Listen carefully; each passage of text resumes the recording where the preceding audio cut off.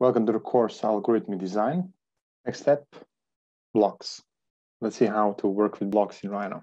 Okay, so what are blocks? If I go, I can create like an object and I can turn it into a block in Rhino. So for example, I can, if you go here under edit, blocks, here they are. So you can kind of, there's a block manager, but we don't have any blocks defined yet. You can sort of create them and insert them. Or so I can, for example, create a simple block. Maybe it's, maybe we can start with sort of a kind of a cube. So something like, okay, yeah, very simple. So it's like a cube like this. And maybe I'm just going to do, I don't know how to access actually this center point here. Maybe we're going to have, I want to have this midpoint here. So you have to turn on this object snap here, the mid, then somewhere here. Okay. So that's going to be maybe our insertion point. Or so if I select this object, this object is now, should be one by one. But actually, again, turns out that it's maybe, again, and, oh man. Oh, I moved some stuff. Oh, yeah, I had a sidebar which I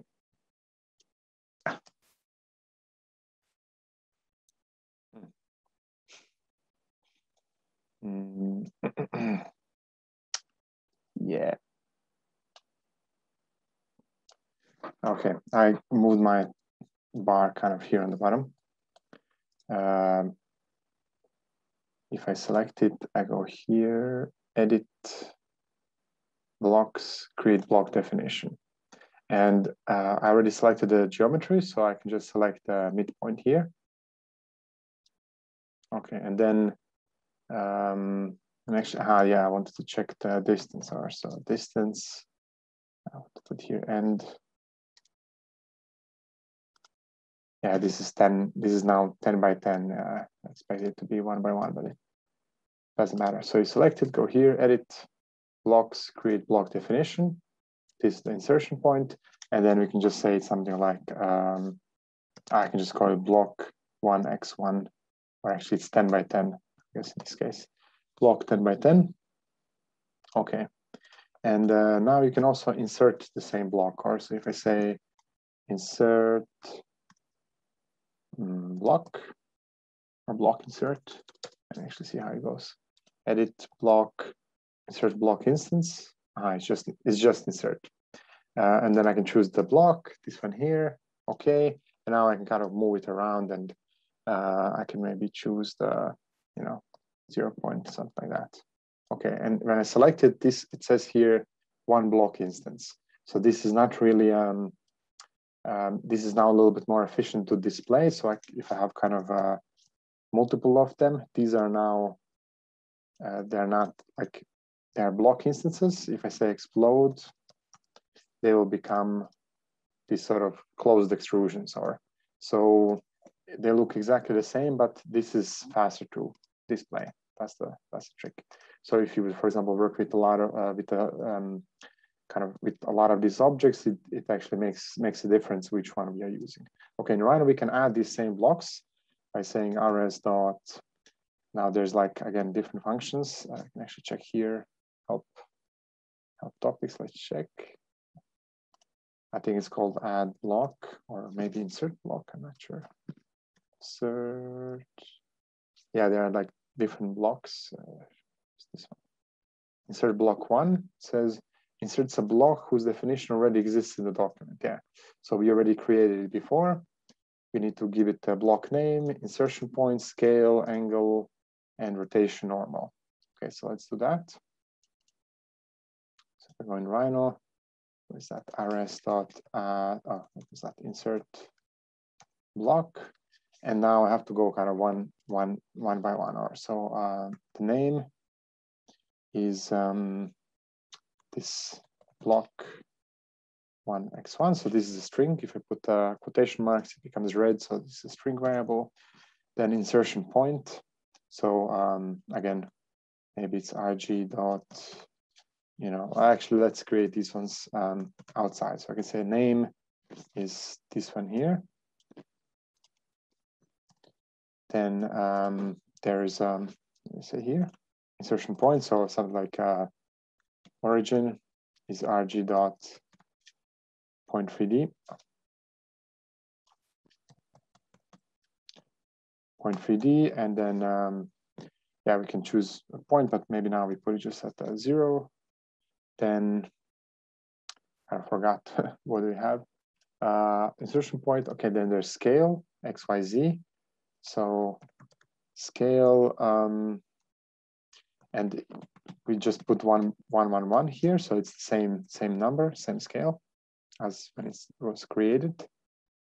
Then angle in degrees, so rotation angle in degrees, and here we have to be a little bit careful because I realized that if you put, you will see if you have to do this correctly, because I think if you have a different scale. Sorry, but why is the scale a list here? Is it just for each for each side? Yeah. Okay. Yeah. And actually, okay. there's somehow even somehow this looks to me like an error here. They have like a curly bracket and the square bracket here, but yeah, this is for every side. Okay. So, and which is cool because it means this block, and you'll see we'll change it a bit. You can have like we start with 1, 1, 1, then you can change it. Okay, scale. This is rotation normal. So when you rotate, we rotate around some normal. So normal vector or rotation axis, rotation normal. And here for these bricks, it's clear that this should be like just use a world z-axis. So it is the vector that points up. Okay, so kind of a lot of definitions here, or a lot of variables here that we have to define, because we are kind of placing an object that's predefined, but we can change its scale, and it has an insertion point and angle. So there's somehow, when you work with rotation in 3D, somehow there's quite a few things to define in order to uniquely define basically how the object is sort of placed on the canvas. Okay, and this should already work if we just run it. Oh, okay. Apparently this block doesn't exist. It could be because change the name. It's 10 by 10. Thanks. Yeah, true. Okay, correct. Yeah, I don't know what. I have to check my Rhino settings. It's super annoying that this is like 10 by 10, because I'm used to having this grid kind of being 1 by 1. Okay, perfect. So the block is here, and now you can we can, for example, if you again change the scale a bit. So this is now like this. Maybe some kind of this is. Okay, so now I can basically change this block. It can basically get any dimension. This is now 20. This is 10, and this is 15. So I can give it dimensions. Unfortunately, if you test this, and if I put the angle, for example, 45 here, you will get a real result. Yeah.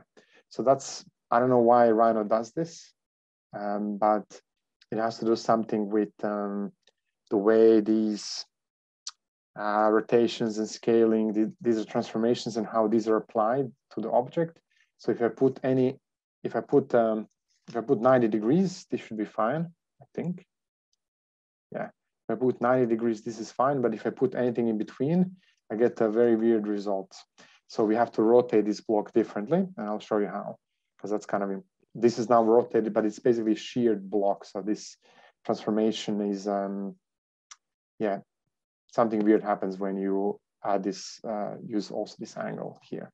Okay, but basically, we will do this rotation separately. So we have a normal, okay, insertion block. This function returns something, or so there's a return value. So go here, it says he returns GUID, this geometry unique identifier, IDs for the block that was created. Okay, so this is my, it is like, I can just call it block, or block equals this. So block equals this. So this is now a name of the block, this GUID. And now I can additionally, so if we say this angle is, actually, let me just think a little bit. Okay, so we have to do this rotation a little bit differently. I'll show you how. This angle here will set to 0. And this angle here we can set to some number that we want, for example, 45. And now, but I have to now additionally rotate this object, or I can say rs dot rotate object. So after the object is created, then I can rotate it. And now we have the same thing. We have the object ID, which is the name. Then I have central point, which is the origin of rotation. Then rotation angle in degrees. Perfect. That's this angle here. And then I have axis, and then here says if emitted z-axis is of the active construction plane, but we can just also put the normal here, so we are sure that it's taken. Okay, and now this is sort of correctly written. And now if I run it, oh, we have issues. Just sorry, this is not normal. This name goes here. Okay, so oh man. Block rotate object. No, sorry. Block. Okay, so we are rotating the object. Name of the object is block. Okay, and the name of the, yeah, so just be careful. So this name goes here, and then the GUID is the block, and the block gets rotated, or just a bit of naming. Okay, perfect. So now this works. Now we have 45 degrees, and we can actually have any degree we want. Or so now we are basically rotating it in this plane. And let me just see what happens if I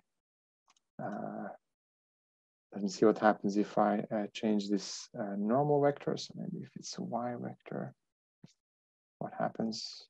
Okay, so the same thing, but it is rotating around the y-axis or here.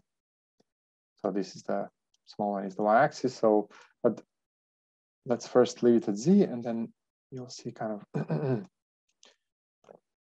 Okay, so this block is kind of rotated, and let me just think a little bit. Okay, because what we will use this for, I want to have something like so I want to now move toward the next example already. We'll use this block now for something. And I just want to set dimensions correctly. So this this is 10, just a minute. So XY, just a minute. Let's use X and Z. Okay, so this will be 10, this will be 10, and this one will be 5. Okay, maybe like this, but maybe even less. Maybe this is like 2 or something like that. Okay, so I want to now work just with these sort of thin plates. Let's call them thin plates. So there are some kind of thin plates. They're arranged here in the X direction. And I want to create a grid. I want to create a grid that will look like this. So it's not really a wall, but it is some kind of, yeah, I guess it's some kind of a tunnel wall. You can think of it as facade or something like that. Okay, so I want to create a facade, and then I want to rotate each of these ones a little bit depending on some parameters. And we will specifically use an image to do this rotation. Okay, so we can also, again, we can choose different dimensions, but it's going to be a little bit easier for us to work with this sort of a square format, because then we can map it directly to, for example, the pixels of an image. This will be, this will just make everything a little bit easier. And again, now they are sort of on top of each other, which is maybe not perfect. Usually, depending on what this really is, you might want to have some kind of offset, for example, like this. But for, yeah, maybe something like this. But for now, let's just leave them just on top of each other and try to map the rotation to some control parameter. Okay, so this is this actual example is done. See. Okay. Okay, this I'll save, and let's do. So yeah, let's do image mapping. Also, we will map the, for example, the grayscale values of an image onto the rotation of this object here. I can say file, save as. I actually, yeah, blocks in Rhino. Let's say element image mapping. Okay, so we have an element, and we will map the rotation of that element on onto an image, or we'll map an image onto the rotation of that element. Or and to do that, we will combine the script that we had already last time. So this is load height map. So we'll just do a little bit of copy pasting. Okay, so we want to work with images. This we don't need. We need just this system drawing, or say import. So I opened this load height map. So that's from the session before, but I have it now in the same folder as for today. And if you remember, I can just kind of run this if you remember what this one is doing. Okay, so it takes an image that we have in the folder, which is a grayscale value. Image is here, field mountain high res. Okay, this is the image. And we are sampling pixels from that image, and we are turning, we are kind of converting the grayscale value to a height of the point, and we are creating this kind of a high point cloud here, or point cloud that kind of mimics this terrain. So we will now do the same thing, but instead of having heights of the points, we will have rotations of these elements. So let's do that. So what we need here, we need this import system drawing.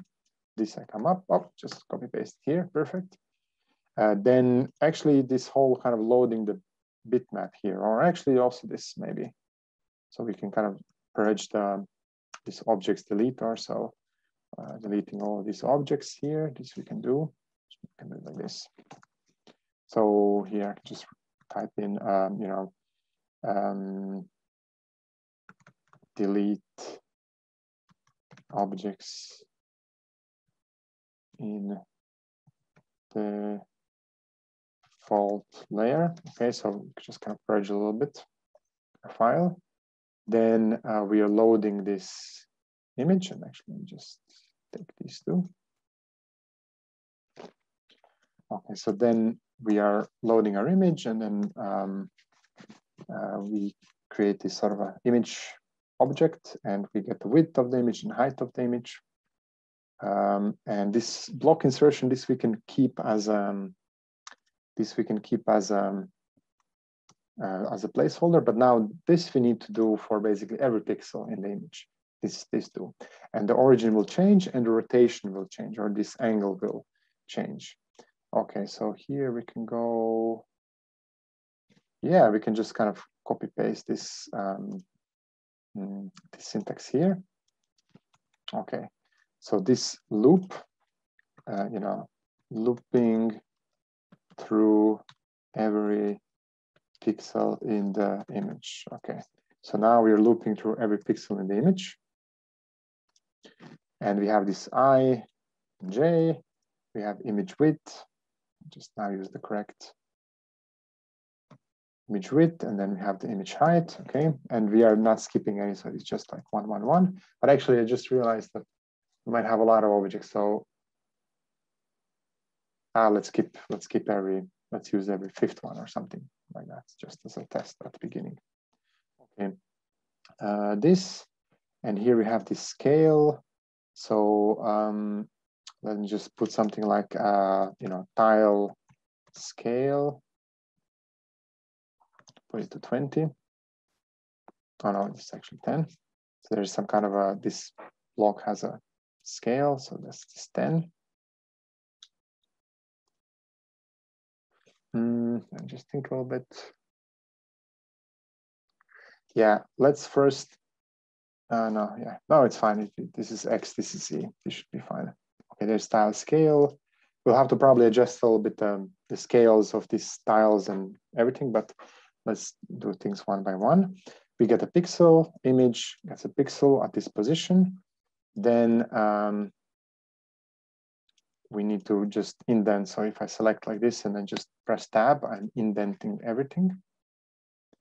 Okay. Now we are going to first insert the block at the origin. But you can notice here that somehow the origin obviously needs to change. So origin is different for every position. So origin will be basically my I and J. And here we are working again with X and Z coordinates. So we are not working with X and Y, but with X and Z. Also, that's why we with this J we put here at the third place, not at the second one. Okay, so the origin is changing. The name is the same. The name of the block is the same, obviously. Scale of the tile is the same. And the normal is the same, but the angle is changing. So the normal is the same. The angle is changing. Angle needs to go inside. So only the things that change for every tile, they need to be put in the loop. Everything that is the same for every tile, that's outside of the loop because it's defined only once, and we don't need to define it for every element separately. But we define it once, and then it's just being used. Okay, so the origin should work now. We have to think a little bit about scaling, but let's think about that later. And then the angle. Okay, so the angle should somehow be dependent on the pixel. So here if you remember, we are using this pixel.r, which is the red channel of the pixel, which is basically just a grayscale value of the pixel. So the angle is not 0. The angle is somehow, let's say pixel.r. So now we have a direct mapping. So that means whatever the grayscale value of the pixel is, that's going to become the angle. So black will be 0 and white will be 255, which is quite a lot. That's almost, I guess, 3/4 of the way. That's the angle, so 255 degrees. That's quite a lot, but we can scale this later. Let's just first see if this works. Okay, and that's it. That's kind of that's maybe it. Let's check. So now we skip every fifth. Oh, okay, perfect. So it works, but let me see how many objects we have. We have 10,000 objects, and you see, like, these are all blocks. So 10,000 blocks. Even this I can display rather fast. So that's good, but we have an issue here. Is that, let me just see, we skipped every fifth one here. We have to multiply these coordinates here. So I multiplied by, I'm not sure how much, maybe tile scale, and then maybe even more with this stupid Rhino kind of this 10 here extra. Let's see if that's necessary or not, but maybe not. Okay. So get pixel, I go, no, actually, no, I'm sorry. This is incorrect. Get pixel is correct. It is the point here. Yeah, the point here. We have to multiply by. So the point coordinates are getting scaled. They're getting a bit bigger. Okay, now let's run this. Now they should be further apart. Okay. Just check a bit the scale. Yeah, it's kind of correct, but and of course 10, 10, 10. Yeah, it's somehow okay. Yeah, it's somehow I need to, I guess, double it as well. Tile scale, and just see ×2. So I need to just find kind of the correct scale, and then probably maybe, yeah. Oh. Okay, yeah, this is now correct. Of course, this is not really there's a lot to put the Arctic. Okay, there's a lot to be desired here, but you can, in terms of like an actual, let's say, architectural, tectonic kind of performance, so all of these are now on top of each other. And I think also the rotations are a little bit too strong. but you can see now that you can a little bit see the image, or you can see the pixel image in the back. And I think we have, again, the problem with this inversion. So maybe image height. So it's like it's 0.3D. Okay, height minus J. So it's something like okay. So I want to have this is now a mirrored image. It's due to this kind of flipping that happens. Remember, I was explaining it last time. Now this is the correct. This is, I think, now the image exactly as it appears. So if I go here under an image, field mount in high res, this one and then this one in Rhino, they should they match exactly. Okay, yeah, they match exactly. And let's just scale a little bit. Let's scale the rotation. So I think there's a bit too much rotation currently going on. So we want the rotation to be a lot more subtle. And what does that mean? That means this angle, we need to kind of scale this. So maybe we say the maximum rotation is not 255, but maybe 25 degrees. So we would just divide this through 10. So this pixel value divided through 10, and that's the angle that we get. There's the origin, and then that's it. Block is added. Everything is added. So now it should be okay. Yeah. So maybe a bit too subtle now. Of course, there's no really white, so we don't really ever get like a flat wall. And I just also realized that they're a little bit too close to each other. So I wanted to leave like a very slight gap, but it's fine. Let's actually maybe exaggerate a bit, maybe divide to 5. So it's going to be double now. Okay, so this just all depends on what do we want to be, sort of maximum. Yeah, it's very, very subtle. Maybe actually it's not that bad to go very large rotation.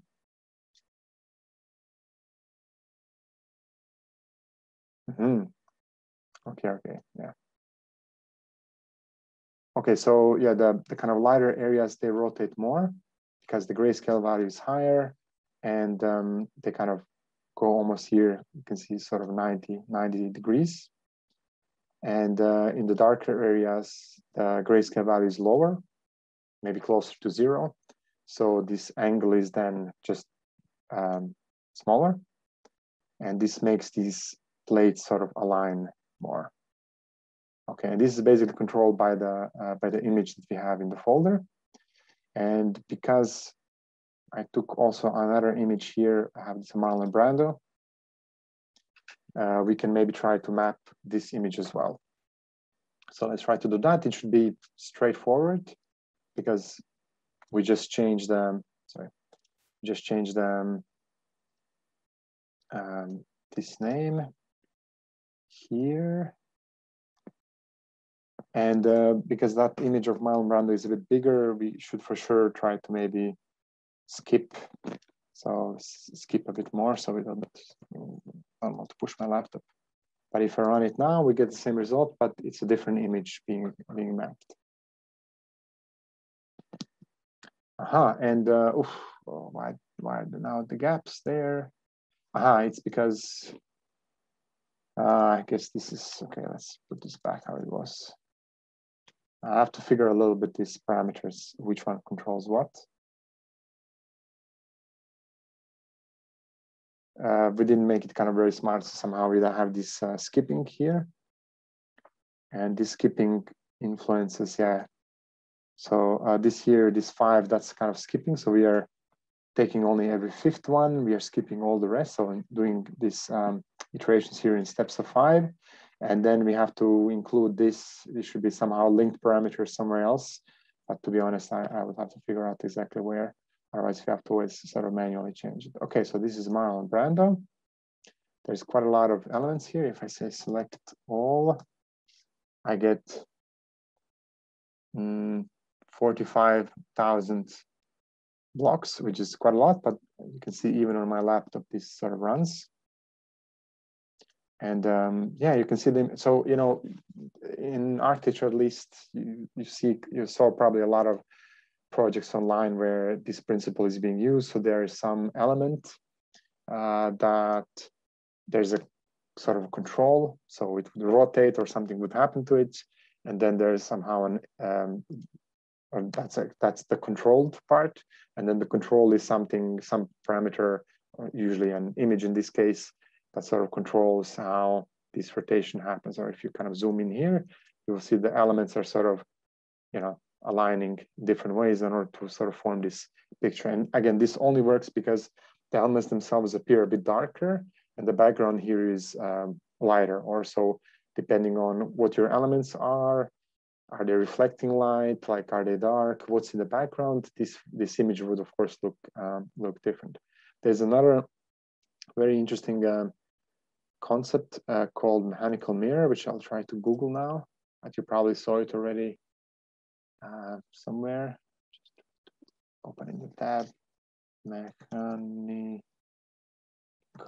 mirror. Okay, so it's there are these mechanical mirrors. Maybe you saw them somewhere. Actually, let's have a look at the video.